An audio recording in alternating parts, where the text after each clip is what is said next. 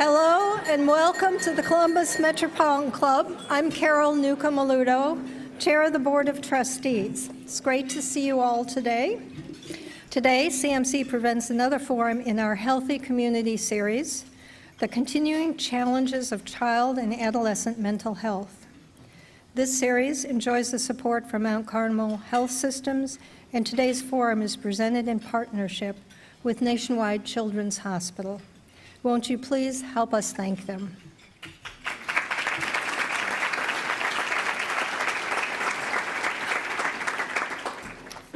Earlier this week, there was another dispatch article on teen suicide and mental health issues that accompany this horrible trend. Why do 1 in 5 children have mental health issues, and what can we do about it? Let's explore these issues with our experts. Please welcome CEO and President of PAXIS Institute, Dr. Dennis Embry.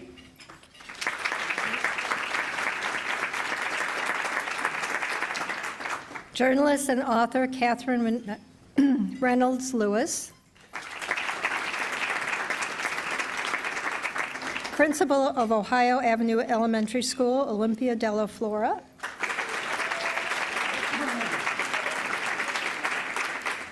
And our Healthy Community Series host, the former Health Commissioner for the City of Columbus, Dr. Teresa Long.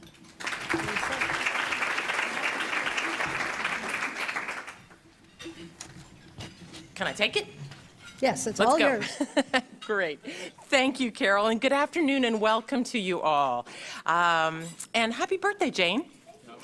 And thanks again to our sponsor, Mount Carmel Health System, to our partner, Nationwide Children's Hospital, and to all of the sponsors. I am so glad that each of you are here for this important conversation. There's no doubt it's in our news all the time.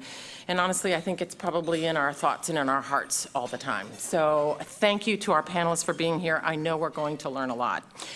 I want to share, and I regret that Dr. David Axelson, the Chief of Psychiatry at Nationwide Children's Hospital, was called away and can't attend today. He was going to make a few introductory comments. Both he and his colleagues have been fully committed to building the capacity in this community to provide and support primary and secondary prevention services, and to that end have spent a lot of time, a lot of energy, a lot of resource, both working with our Columbus City schools and schools that are surrounding us in central Ohio. So again, the hope would be to extend these, and we'll learn more about this, but to extend these efforts in communities that can use the support. And likewise, there has been a significant amount of work in the early childhood mental health arena, and there's a lot of excitement about those sorts of services as well. So stay tuned. I think we will all learn about more of those into the future. And yet, what is it that we're here to talk about today? We are going to hear from 3 experts about the rise of behavioral and mental health disorders and what some of the challenges are and how they can be successfully addressed. The demand of these, both the increases in again, the behavioral and the mental health disorders are placing demands on our parents, on our schools, the courts, our community at large. It can be staggering. So we will not be able to treat our way out of this problem. And our ability to jointly create efforts to provide for the best prevention services possible will provide, hopefully, obviously, the needed effort to stem this tide. So again, I'm pleased, and I think all of us are pleased today to have these remarkable guests who can speak from their knowledge, their experience about efforts that are underway, that show promise, that are gaining that improved population health outcomes that we all hope for. So again, without further ado, Dr. Dennis Embry, you can read his bio. I would just highlight for you, and it may not be in the bio on your program, that he has done a lot of work around this country and sits on several, co-investigator for several national projects, but his work and PAXIS, his organization, the president of PAXIS Institute, has prevention and research projects both nationally and internationally, and his prevention work focuses now on low-cost lost evidence-based kernels, I think we'll hear about kernels, and behavioral vaccines. So Dr. Embry, I'll get to you. He said I could call him Dennis, so we'll call him Dennis. Let me also just again reintroduce Katherine Reynolds Lewis. She is an award-winning author and journalist and speaker. We will hear more about the good news about bad behavior, but really talking about, again, how do we move to rebuilding some of this lost self-control, resolving family conflict, and changing the trajectory of young lives. And she's had a lot of experience in thinking and working in this arena. And then the woman who got the big cheer, Olympia Della Flora. So the other two, welcome to Columbus, or welcome back to Columbus. Olympia is obviously knows our town, which is fantastic, and is a principal at Ohio Avenue Elementary, where she has been providing amazing leadership on strategies that incorporate social emotional learning standards into their programming. Working with all of her teachers, we'll hear that to include self-awareness, self-control, self-management, social skills, relational skills, and responsible decision-making. So that's amazing. She's been involved as being the principal for 6 years. So again, thank you so much to all of you for being here. And the other that you may not know is we have been joined by some of the experts, both from Children's Hospital and partner organizations. So if we should get stumped at some point, we have some others here that can help us. So with that, without further ado, let me start. Dennis, you're up first. Can you start us off by telling or talking about what the research has to say about key prevention and early intervention strategies that are associated with the development of social, emotional competencies of our youth? And then, and I'll remind you if you don't get to it, and then how that relates to the prevention of behavioral and mental health disorders. So again, what does the research say about key prevention and intervention strategies? First thing is that research is telling us that we have an epidemic of mental, emotional, or behavioral and psychiatric disorders. We have an honest-to-God epidemic that dwarfs the polio epidemic. 1 out of 2 of America's children will have a mental, emotional, or behavioral disorder. Those are things like addictions, ADHD, anxiety disorders, depression, etc., by age 18. That is a fact. We also know that this prevalence rate is increasing significantly every 2 years. Now, we also know that on average, we have about 55 million children out of 76 million children taking at least 1 prescription for a psychotropic medication. Did you hear that? That's published by the Wall Street Journal. That's the official publication of the Communist Party. That's a joke.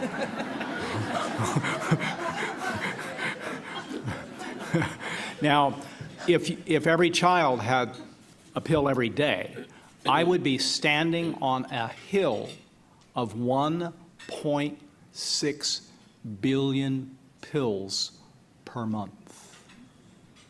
That gives you an idea. Let me tell you another thing. I gave a congressional testimony, and I asked, there were about 400 people in the room. I asked all the 30-somethings, which were better than half. I said, how many of you, of 30-somethings, had a friend in college or high school complete suicide? Almost all of them raised their hands. Then I asked all of us who were over 55, I'm 70 this year, how many of us had somebody from our high school or our early college complete suicide? Only 3 people raised their hands. That's hard to misdiagnose a dead person. Now, what do we know about doing something about it? First, we know that coercion and punishment makes it worse. But a lot of people, and when you tune on the television, people will say, well, those children just need spanking, they need punishment, they need coercion, so all sorts of things like that. What we also know is that we have to change the valence of peer reinforcement in the classrooms.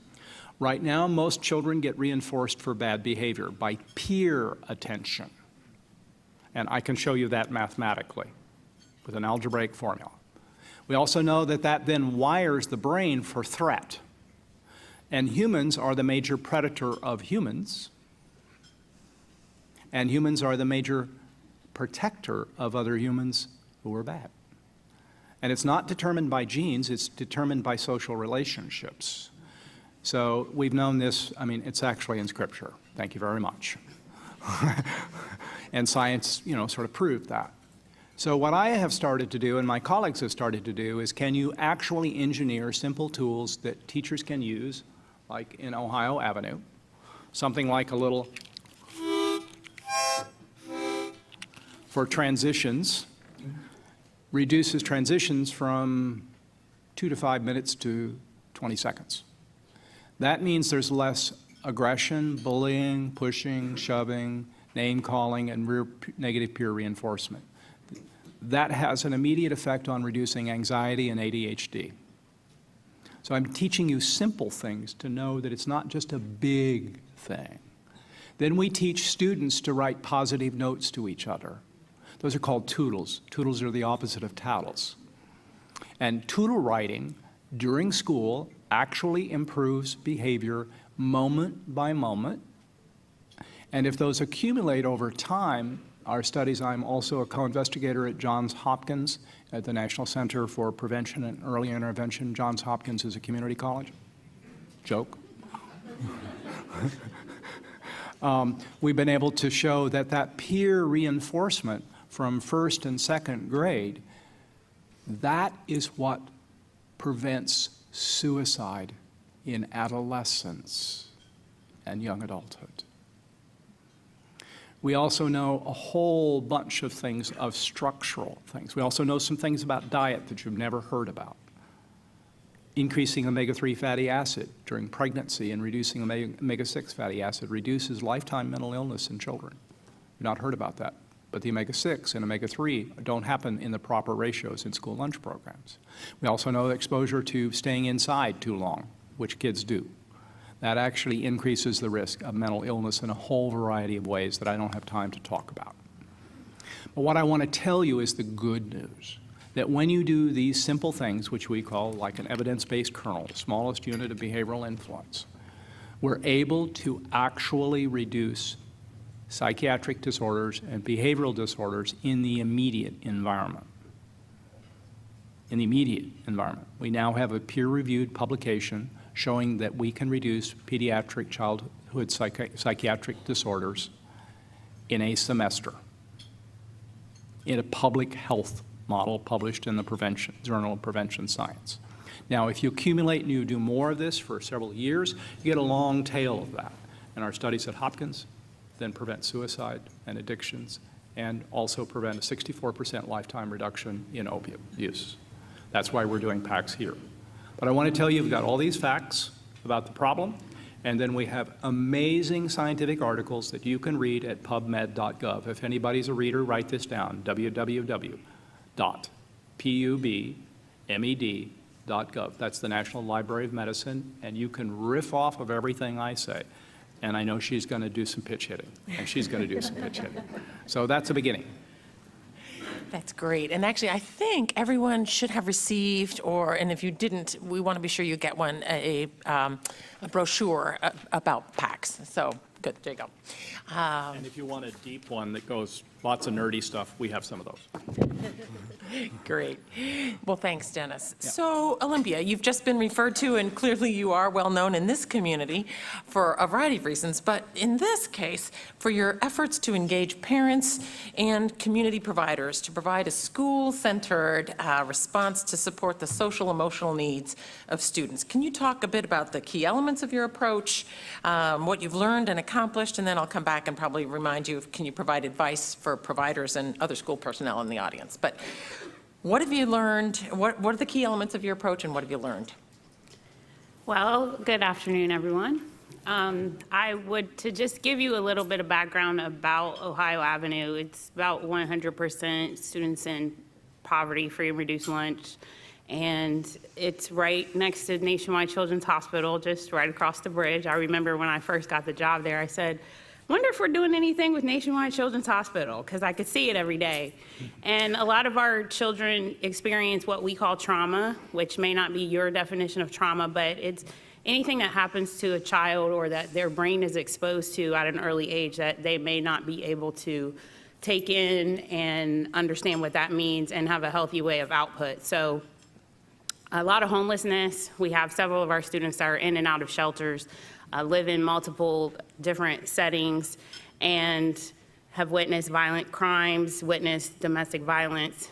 And if you think about a child's brain, it's developing, it's growing. As adults, a lot of us, if we were to experience some type of traumatic event, we would have to seek counseling or get some kind of help and support. And with children seeing this and not getting any help and support, we're kind of setting them up for some of the things that Dennis talked about earlier. So it was a whole different kind of thinking, and I'm thinking, oh, I'm an elementary school principal. This is gonna be so fun. I'll get to be with the little ones. And when I really started to recognize, you know, what they were coming to school with, I realized that we couldn't do it just by ourselves. So I see the power in partnering with community organizations, partnering with businesses. So one of the challenges I always say when I have the opportunity to speak is if you're not involved in helping out in a school in some way, you should be. Because a lot of these kids, they feel like they're the forgotten children. No one's coming. We don't have a PTO. We don't have a PTA. And so the volunteers that come into the building and the community supports are the people that help them understand that they matter. And that's a huge piece when you're talking about positive self-image and being able to rebound and be resilient from things that occur to you. So I started doing the research, and we have several community partners because there's a huge need, and we have different needs, and every organization can't help all of the kids. And we also have people come in that do just simple reading buddies. And we've made counseling cool at Ohio Avenue. It used to be, I remember I was talking to parents, I'm like, hey, you know, we should get your child hooked up with a counselor. They just experienced this traumatic event, it could help them. And they'd say, no, my kid doesn't need counseling. You know, it had a negative stigma to it. And now even our reading buddies, the kids are like, when's my counselor coming? And I have to tell them, it's not your counselor, it's your reading buddy. But if you think about, a lot of these kids just haven't really been exposed to that. And so my prime mission was to get my staff the tools that they needed to be successful, because teachers are not coming into teaching knowing how to deal with the things that we're dealing with. And one of the stories that Katherine actually wrote about in the article it's one of the most traumatic ones I've had. I have a 4th grade male student who came to me. He was transferred from another school because he assaulted a teacher. And he got assigned to my school, and of course he was running through my building and having severe behavior issues. And I finally got him to my office and I started talking to him. Well, not even a week before he came to me, he had witnessed a violent crime. Someone came into his home. His mother and the person who came into his home pulled out guns. He witnessed a shooting, and they just enrolled him in my school. Of course, he may be feeling threatened and may come up to a teacher who he has no relationship with. And so helping teachers understand it's not personal. You don't know what this child has been through the night before or maybe even the day on their way to school. So working with these partners, like I don't have time to do the research because I'm doing the action, but he can help teachers understand these are simple things you can do. Like we used to clap to get the kids' attention. Not thinking that could sound like a gunshot. It could sound like a child who's been beaten, a sound like that. And so a child hearing that could send them into some kind of traumatic event. The harmonica is a peaceful way. Most of our kids have never even heard a harmonica. And it's a non-threatening way. It doesn't point someone out and say, Johnny, you're not in the line, please get in the line. It doesn't reinforce what he's saying, that negative behavior. So little things like that, getting teachers the skills that they need. Teachers want to help kids. They wouldn't be teaching, trust me, they wouldn't be teaching if they didn't want to help kids. But we can't say, I'm expecting you to know how to deal with all of these mental health issues when none of their college instruction helped them prepare for what types of things that they're seeing. I'm not prepared as a principal for the things that I'm seeing. So I have to partner and I have to help provide professional development to my teachers so that we can function and we can give kids not only an academic foundation, but a social emotional foundation. Because in my opinion, if they don't have what they need socially and emotionally, they're never going to get to the academic side. So I think that's it. Did I cover everything? Did I miss anything? I've written about 10 more questions down. And by the way, we are teaching pre-service teachers to use PACS in Ohio. It's the only state that's doing that. Just started. What did you say? Pre-service. Before Just they even getting come out. online. Yeah. Oh, that's great to hear. Okay, well, there's a lot more to dig into here, but I'm going to turn to, and actually, thank you, Olympia. You actually alluded to being made famous in an article that was written about many things by Katherine. So, Katherine, let me turn to not that article, that's the Atlantic article, if you want to Google that and find out. But Katherine has a newly released book that documents the new theory of discipline that focuses on strengthening children's connections, communication, and capability. And you believe, I believe, that's what I think, that this might actually reverse the unsettling trends that we're seeing. So can you speak a little bit about your journey to discover and then to describe the apprenticeship model you're focused on, which centers on listening, I understand, listening and building children's skills to address the root causes of misbehavior rather than the reactionary incentives and consequences that we've just been talking about? Well, thank you so much, and I'm just thrilled to be here speaking to a room of people who all really care about these issues and are working to make kids' lives better, and especially honored to be with Dennis and Olympia, who I've sort of stalked and bugged for, 5 or 6 years now, writing this book. So my journey to write this book, The Good News About Bad Behavior, which I happen to have a copy, why kids are less disciplined than ever and what to do about it, really began not in my role as a journalist, which I've been for 20 years, but as a mother of 3 kids. And when my child Maddie started kindergarten, and I started volunteering on the playground and was sort of responsible for kids' safety and making sure they played nicely, and I was watching little kindergartners play, their little round faces and their chubby legs, and these gigantic 4th and 5th grade boys were kind of whipping kickballs and basketballs back and forth, and I thought it looked kind of dangerous. So I walked up to them and I said, "Boys, could you please play a little nicer so you don't hurt the kindergartners?" So anyone want to guess what they said? Did they say, "Thank you so much, Mrs. Lewis, for pointing out the error of our ways"? No, they did not say that. They just ignored me. So I figured they must not have heard, right? So I walk up a little closer, use my big girl voice, look them straight in the eye. "Boys, you're playing too roughly. Stop." And again, look through me like I was a ghost.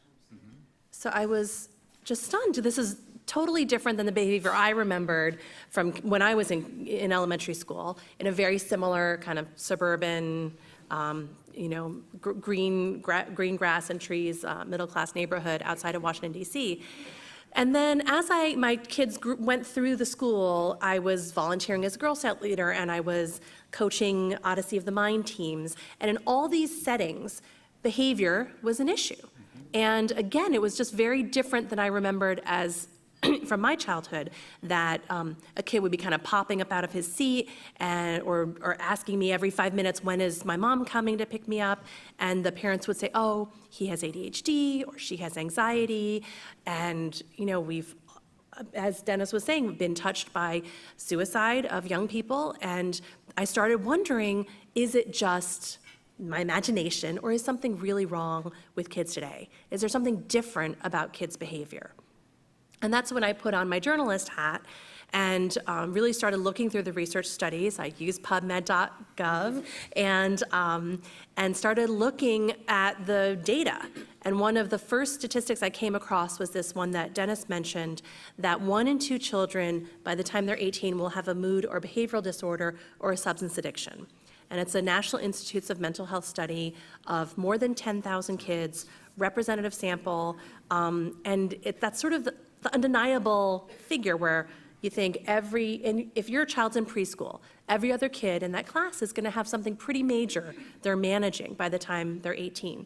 So challenges with behavior, thoughts, emotion, regulating those kinds of challenges. So then I kept digging more because I did have this question: is this overdiagnosis, or maybe just better diagnosis? Maybe all those 75 million pills a day are needed, right, for kids to have mental health. And I came across the suicide statistics, which the most updated figures from the CDC show that in the last decade, kids 10 to 14, the suicide rate has doubled. And it's gone up 41% for children 15 to 19. And I quote Dennis in my talks all the time, you cannot overdiagnose a dead body. There's just something undeniably different. There's a lot more, statistics that I actually look at in my book, I talk about the symptoms that kids report and young people report and how that's changed over time. And you can see the huge uptick in like distractibility, trouble sleeping, worrisome thoughts. And those are things that are real that you can't explain away by us being more aware of childhood and adolescent mental illness. So from identifying this problem and convincing myself this is a real problem, I then started looking for solutions.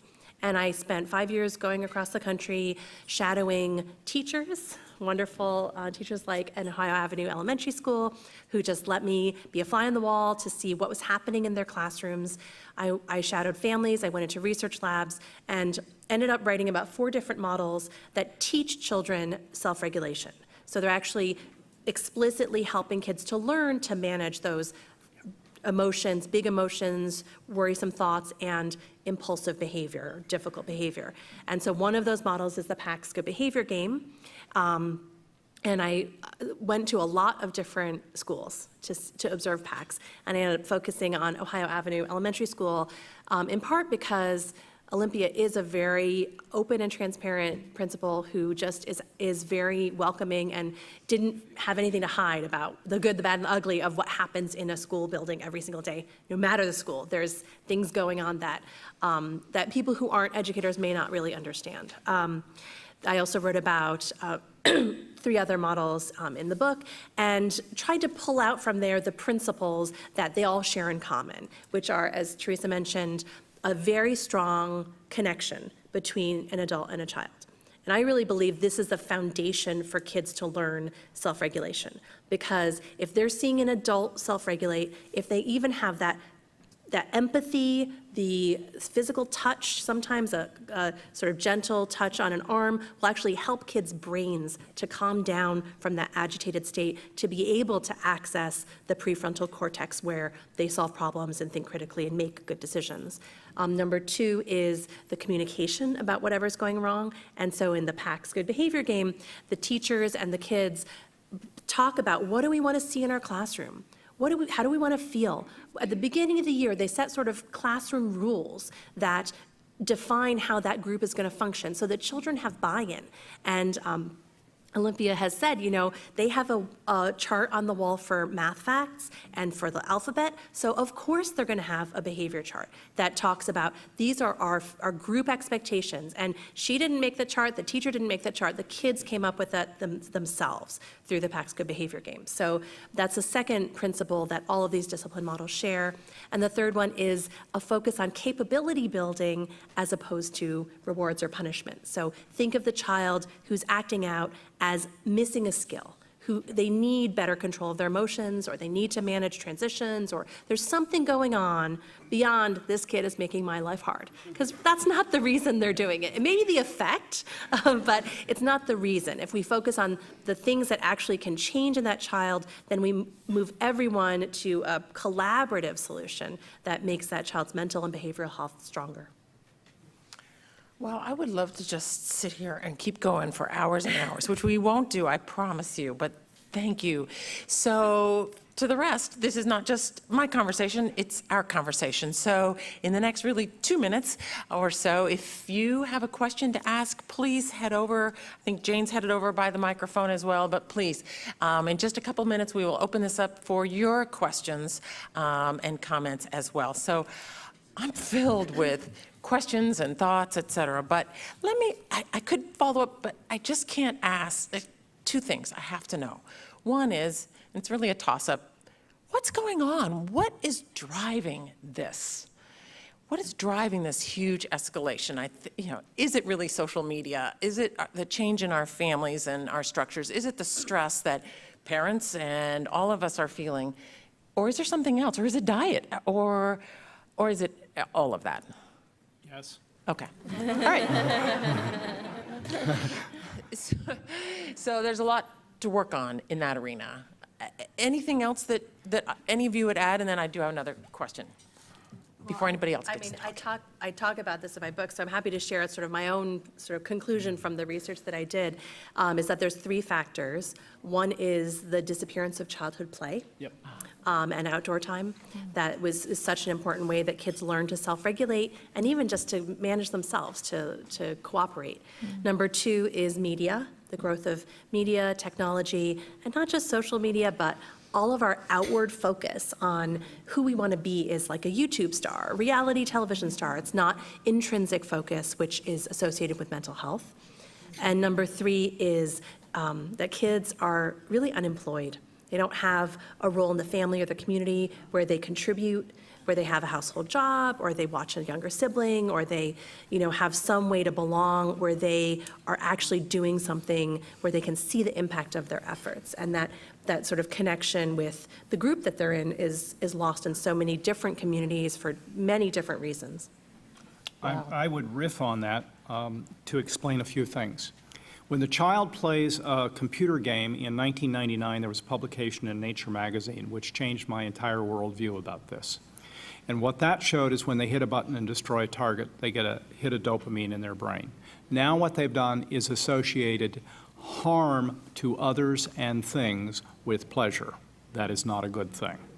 I went, oh, blank, when I read that, and I would tell you that probably the game industry and the phone industry spends far more money on studying with brain machinery, studying the brains of children, than the entirety of the National Institutes of Mental Health. I wish I had those toys to play with.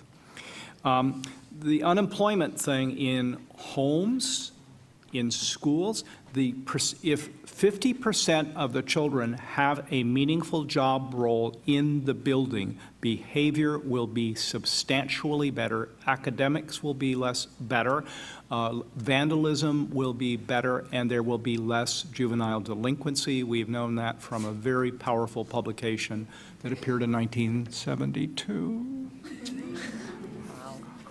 Okay? And I think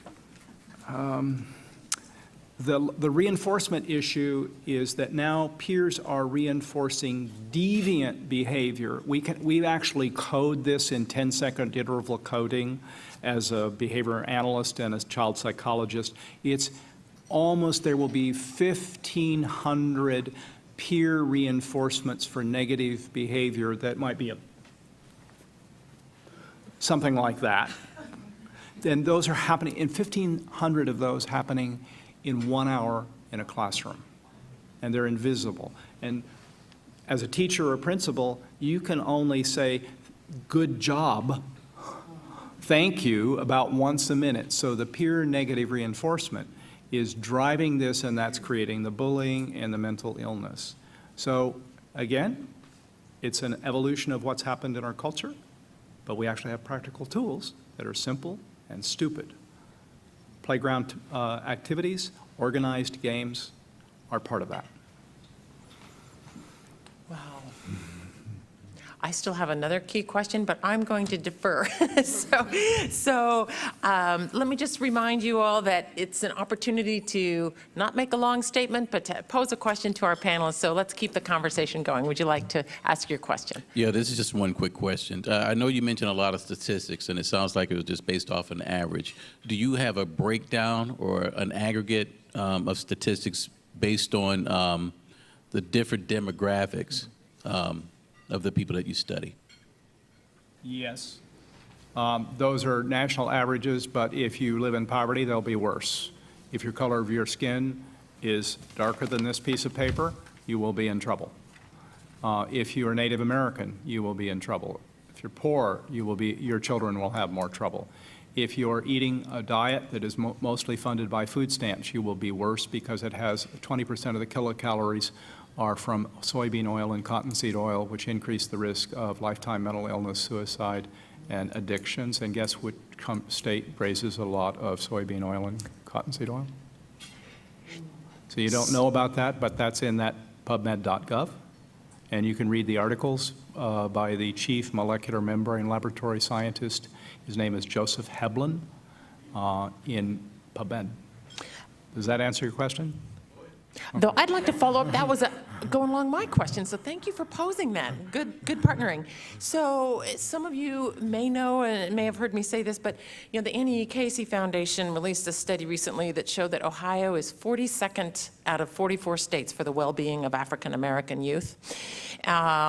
And the World Health Organizations and others talk about all kinds of things, but as far as the social determinants of health and well-being, they have noted in the mental health and behavioral health arena 3 key things that include social inclusion, we talked about that, the lack of access to economic resources, so poverty, and the issues of freedom from discrimination and violence, which really get translated into race and racism.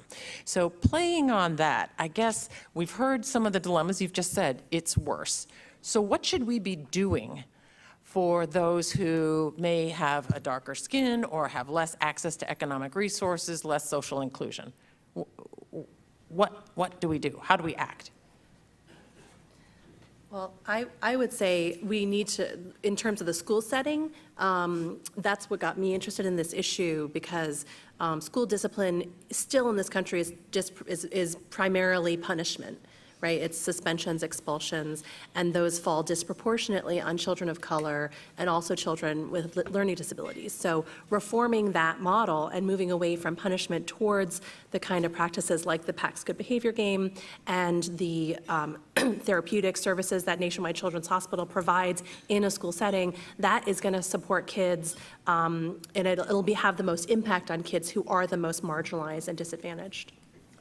I would add to that, if you look up my name and spanking in Google, you'll get about 88,000 hits, pun intended. And what I proved in my dissertation research was if you had an impulsive child and you spanked them for impulsive behavior, they increased their impulsivity because it secured parental attention. The other thing I'd want to say that's really, really important that I missed saying, which is the airborne lead levels in the 3,011 counties in the lower 48 of the United States predict violence and juvenile delinquency. And our children of color live in neighborhoods with the highest levels of airborne lead levels.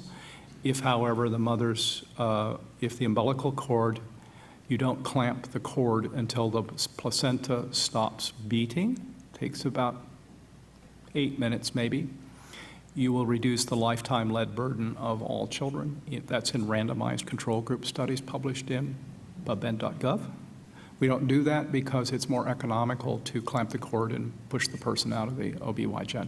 Now, how that medicine works, that's another complication, but there's a whole lot of things also on that website.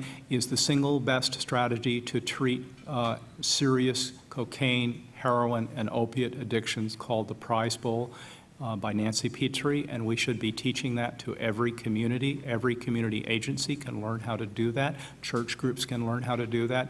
That will reduce these problems substantially. Thank you. Yeah. So, your turn. Your question? Thank you. I'm Chris West. I have the privilege of managing the Early Childhood Mental Health Program at Nationwide Children's. We have begun to embark on a parenting program. The Ohio Children's Trust Fund has allowed us the opportunity to provide Triple P, the Positive Parenting Program, in a 16 or 13 county area here in Central Ohio. It's been a phenomenal experience so far. But one of the things that really troubles us is reaching the families that you talk about, the families that are most in need of the services. Being free, being in your neighborhood is not always enough. And I was just hoping that maybe from each of your vantage points you could help us a little bit with messaging or marketing that might be able to draw folks into the door. I would gladly respond to that one.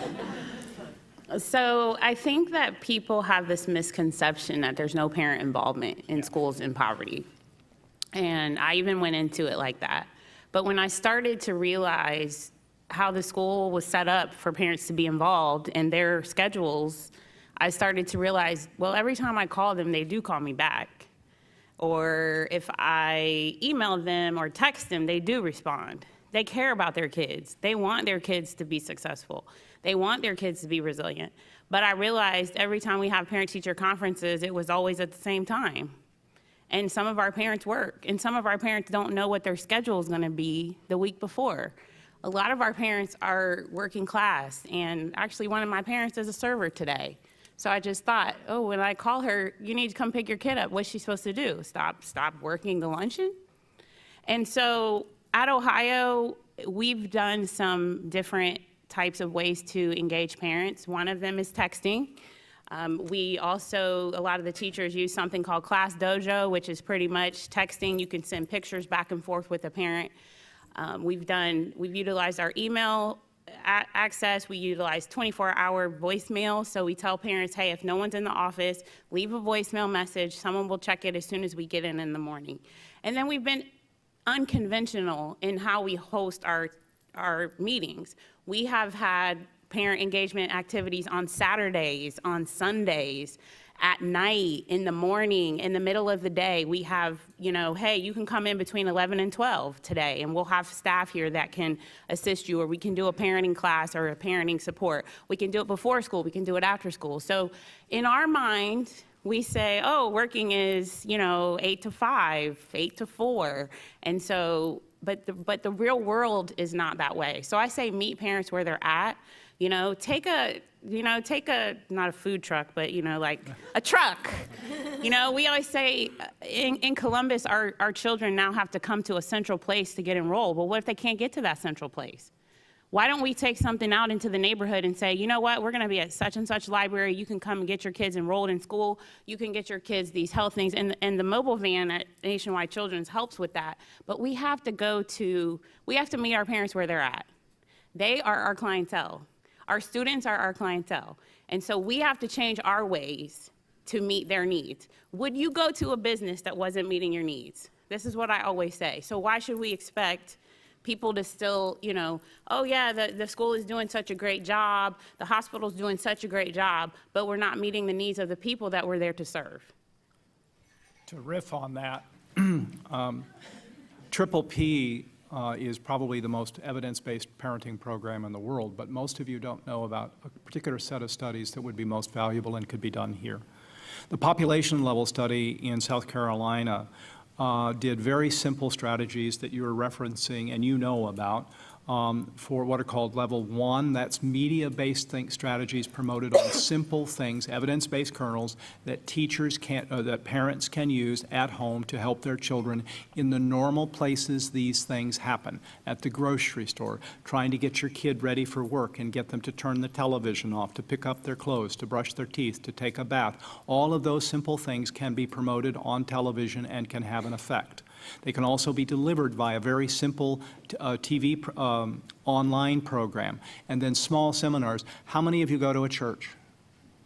Okay? You can have these on Sunday for about 20 minutes, and that will make a difference. So very simple programmatic things. You don't need to have a home visitor or to see a psychiatrist for 12 sessions in order to have parenting impact. That particular study showed an extraordinary reduction in all forms of child maltreatment using population level data.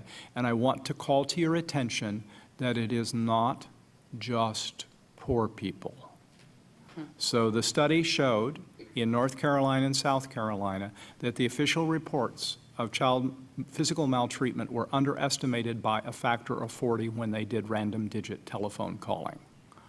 And child sexual abuse was underestimated by a factor of 15 on random digit phone calls, and that include people who lived in nice houses, drove nice cars, and had nice clothes to cover up those things. That is not just in Ohio Avenue. Wow. So we're going to try really hard. Very quick. We're coming to the very end of our time. So do you have one question and a quick response? I apologize. That's okay. John Hardy from Community Shelter Board. I was just asking, by the time they're in their late teens, early 20s, is it too late or is it reversible? Yes, And how would it's you go about reversible. that? A little harder. A little harder, but the same techniques? Is Yeah. that what? Yep. Yeah. We've used the same techniques with violent felony offender juveniles. Yeah. Wow, that's great to hear. And yes. Hi, My name is Sonia Nelson, and I manage the Resident Initiatives Department at Columbus Metropolitan Housing Authority. So all the families that you said that were in trouble, it made me very nervous because you talked about our families. And so with us having that responsibility of serving the over 16,000 families in Franklin County, what should I do when I go back to the office today to get this started?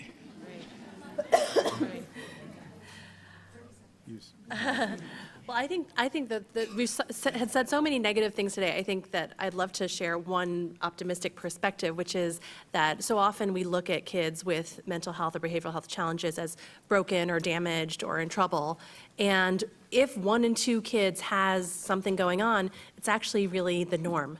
So this is a perspective shift that we need for all of our kids and all our communities, that we just need to teach them to manage their emotions, behavior, and thoughts, and they all need support, as opposed to somehow this being only certain communities. So I would say, go to find the resources that you think will be helpful for your communities and just talk about them. And the other question I was thinking, what if there were like a 3-minute video that people could get on their cell phone that would help them with a parenting strategy or help them with, discipline? Like, that's the kind of thing that might be easier to deliver to busy families than like coming somewhere, as you were saying. Okay, time out.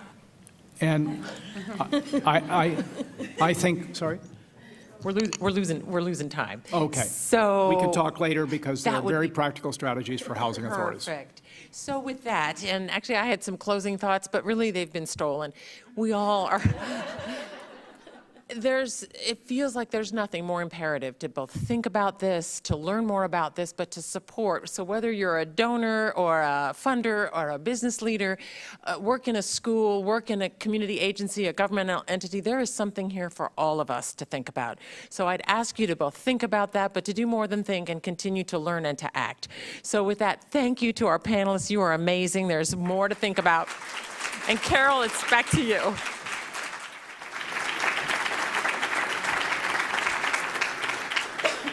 I hope you all enjoyed today's forum. I found it a bit scary, but at the same time, hopeful. So thank you again. We encourage you to continue the conversation. And of course, will be cookies out there eventually if you need a little more sugar. Please help me thank our sponsors, Mount Carmel Health Systems and Nationwide Children's Hospital. Thank you.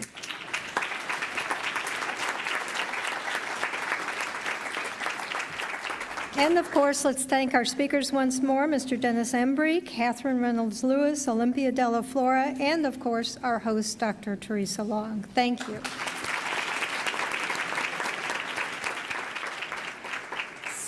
See you all next Wednesday.